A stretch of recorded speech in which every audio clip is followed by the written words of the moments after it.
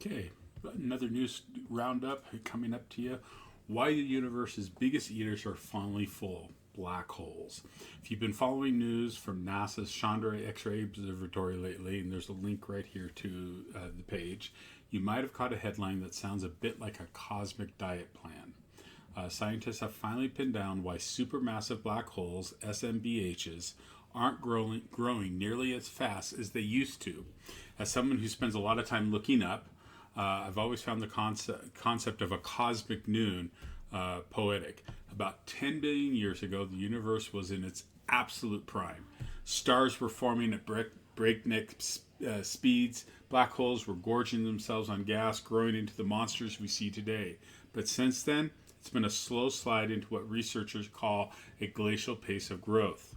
The wedding cake strategy. To figure out why behind this slowdown, the team led by Sibyl Yu and Neil Brandt at Penn State just didn't look at one corner of the sky. They used a wedding cake survey design.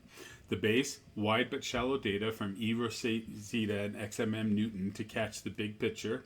The top tier, deep focus observation time from Chandra to spot the faintest, most distant black holes that others might have missed. By analyzing roughly about 1.3 million galaxies and 8,000 growing black holes, they were able to test three main theories. One, are there just fewer active black holes? Two, are the black holes themselves just smaller now? Three, or are they just eating less efficiently? The verdict, there's a galactic food shortage.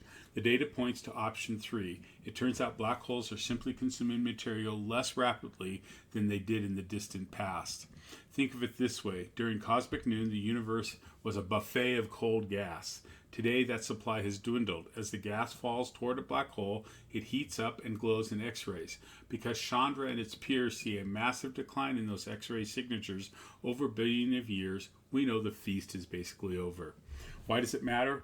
Well, what I find most interesting is how they disentangled the data. Using a bright X-ray source could mean a massive black hole or a smaller one eating very quickly.